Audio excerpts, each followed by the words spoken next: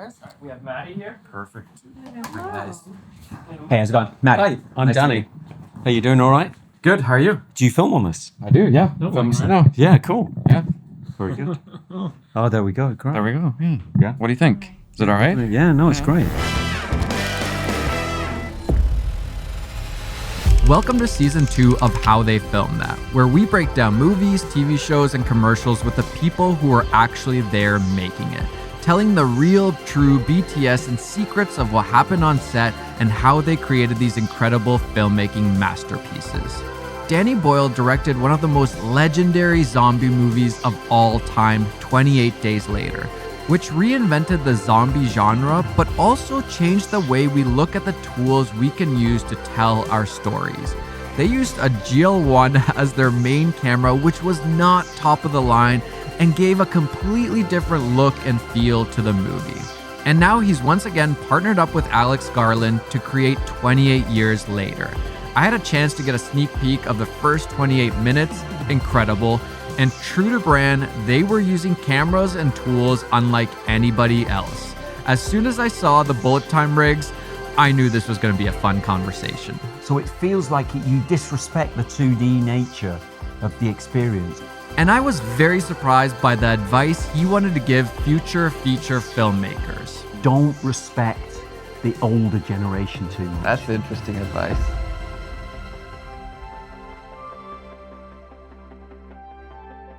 Is it true that you filmed 28 Years Later on an iPhone?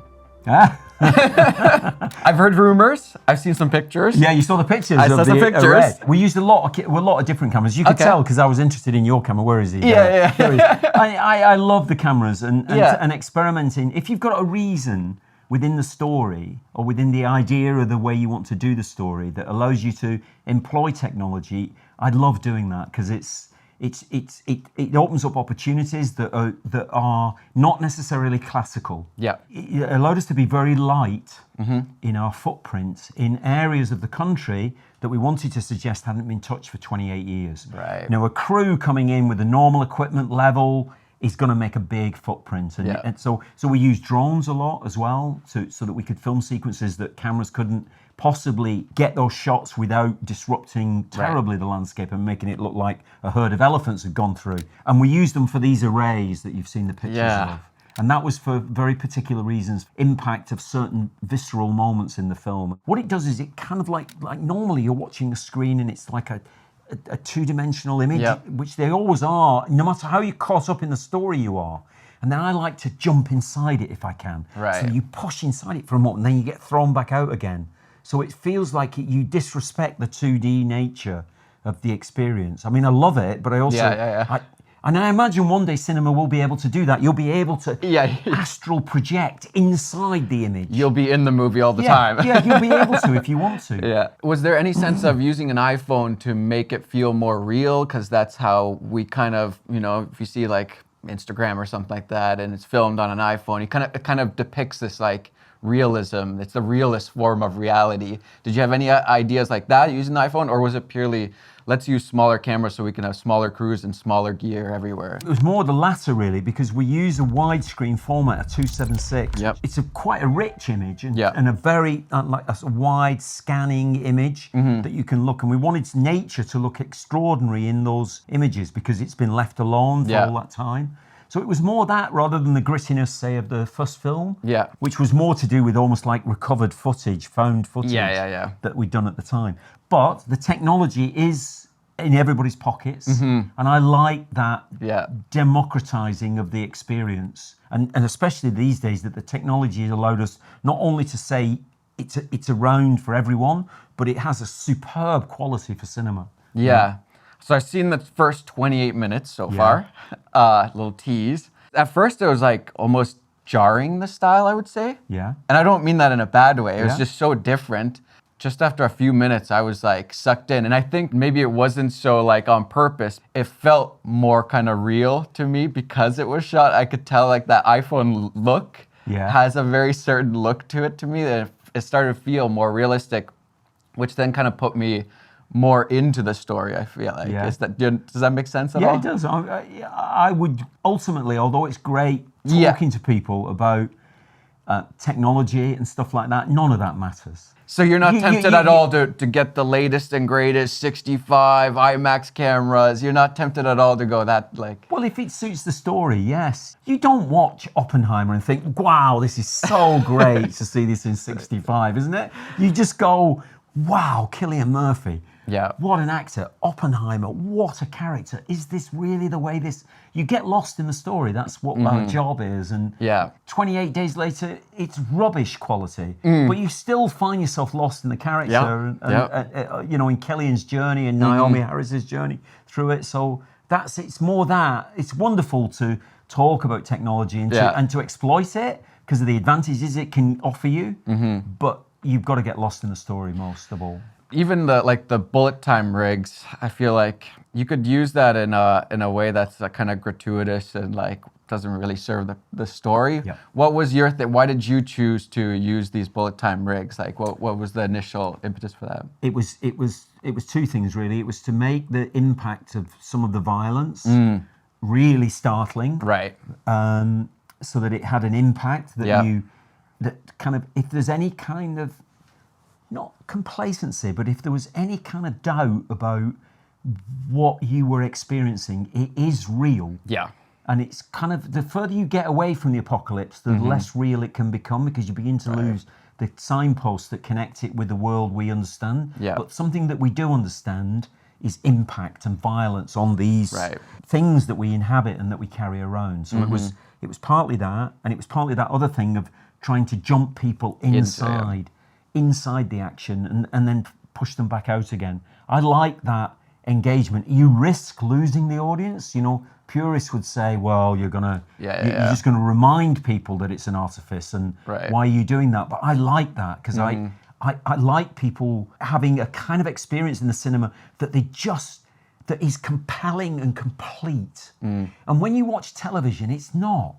Television is great, but it's part of your living room and part of there's other shit going on. Yeah. In the cinema, there's just that. Yeah. You know? I'm curious, how much has filmmaking changed for you since 28 days later and then now doing 28 years later?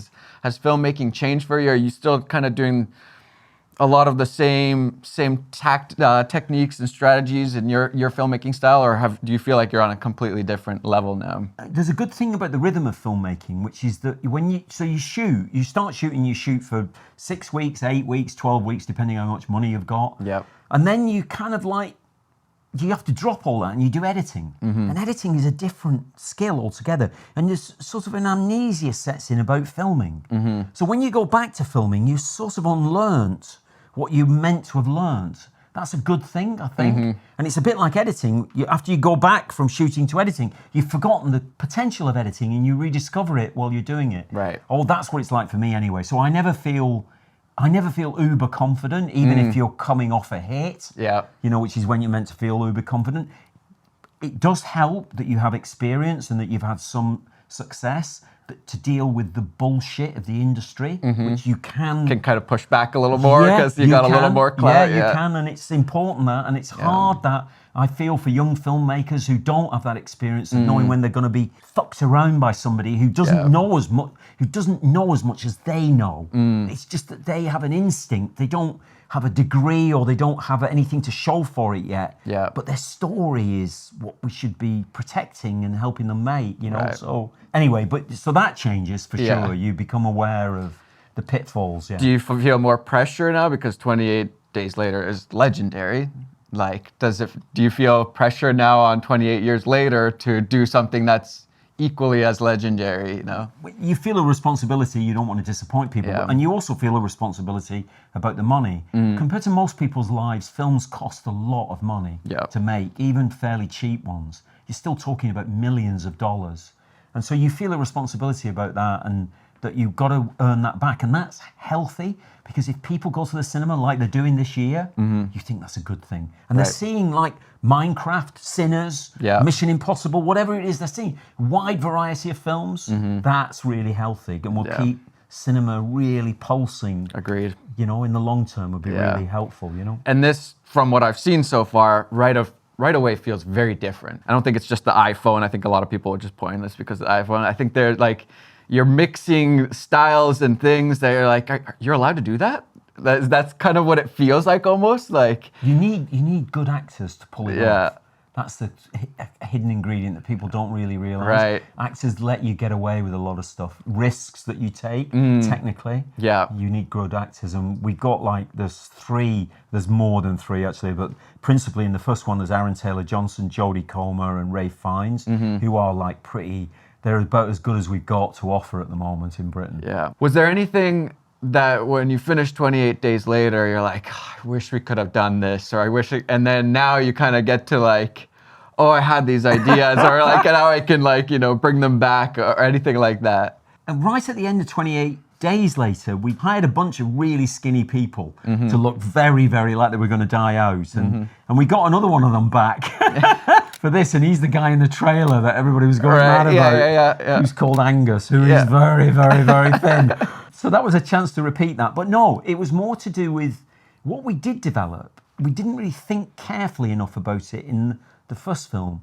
But the 28 years gap makes you think, never mind, everybody will be concentrating on how the survivors survive.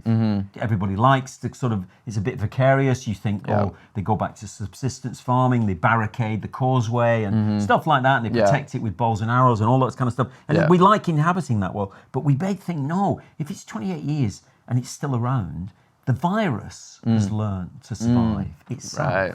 And how has it done that? And it won't have done it if it's going to expend so much energy and rage. Then how is it going to feed itself? So these infected, the ones that survive, not the super skinny ones who are clearly going to die, the other ones have learned to eat. And if they've learned to eat, they've learned to hunt. And if they've learned to hunt, because they don't have any weapons, they'll have had to organise. Right. So you get this kind of ripple effect of the way that the virus has changed a bit and evolved, and you want to introduce a new ingredient like that in something like this that's coming so long after the original. So that's what we tried to do. I like that. What was it like teaming up with Alex Garland again for this? How do you guys work together? Were you guys coming up with ideas for a long time? What was the process like? The last time I worked with Alex was on Sunshine, actually. And we sort of fell out a bit at the end of that, just about the idea of the ending of the film we didn't agree on. And since then he's done some directing of his own. He's a very fine director he is, as well as I knew he would be, really. But it was interesting coming back to this, where it's also very useful because he realises what you have to put up with as a director now. Has a little more compassion on you. All the crap you have to put up with. And it looks easy whenever it looks easy from a distance, you realise, it's not quite. So you get a lot of sympathy. He's part of the directors' union now. So things were working a little bit smoother now. A little bit. There's a bit more understanding. And likewise, me looking at screenplay, we had a good time. We worked together really well. If you had a chance to tell people to go and see the film, what are you hoping that they get out of this film? Because I feel like this does feel like it feels like one of the movies of the year. It feels different to me. What are you hoping that people get out of this movie? A kind of intense experience that I associate with cinema, with a big screen, and with that weird feeling where you're sitting with a group of people who you don't know, and you're going through a kind of journey together. And it's a commitment you've made financially and time. And I expect me to produce something that warrants you being there specifically. It's not on your telly. It's not just running in the background. You're in for the journey, and the journey won't let you go until the very, very end of it, really. And in this case, I want you to not only just be on this journey, I want you to come back and see Nia DaCosta's film, which inherits some of the characters from this and will be out next year. So it's a massive commitment to an epic idea, really, which I think cinema should have that epicness, whether it's on the scale of, you're watching this vast IMAX images, or you're watching our widescreen image. There's a pulsing kind of intensity to it that commands you to let us have a couple of hours of your time. Someone wants to get into feature filmmaking for the first time. I feel like filmmaking is being democratized more and more each year, as you're proving, shooting on an iPhone for this kind of stuff. What would you say to the first-time feature filmmaker? Any little piece of advice you could give them? you always learn from a good film. If a film's decent, even if you don't like the idea of watching it, but it has a good reputation, watch it, because you'll find the stuff in it that you didn't realise that you'll learn from. But what you really learn is from your peers, and that means your equals, and that means your generation. Don't respect the older generation too much. That's interesting advice. Cinema is vampiric. It needs new ideas. It needs new blood always, coming up with ideas that stretch the imagination. And that's how you will arrive at things like The Matrix, which just pushed everything forward, like kicked everything forward. How do you think you arrive at that? They don't arrive at that. The Wachowskis don't arrive at that because they've been making films for 50 years. They were just like, they'd made one film, Bound, and then they made The Matrix, and everything changed. That's always possible. And if you've got ideas, hang on to them and keep pushing at them, and get your peer group, your equals, the people you went to college with, or the people that you hang out with, to help you with them. You know, that's the biggest thing, really. I love that advice. And thank you for doing that with 28 Years Later. I can't wait to watch the rest of the film. Okay, cool. Thanks, man. Appreciate it. Thank you. Super nice chatting. And I can't wait to actually see the rest of the film. It was such a tease because I was like, just like really getting into it.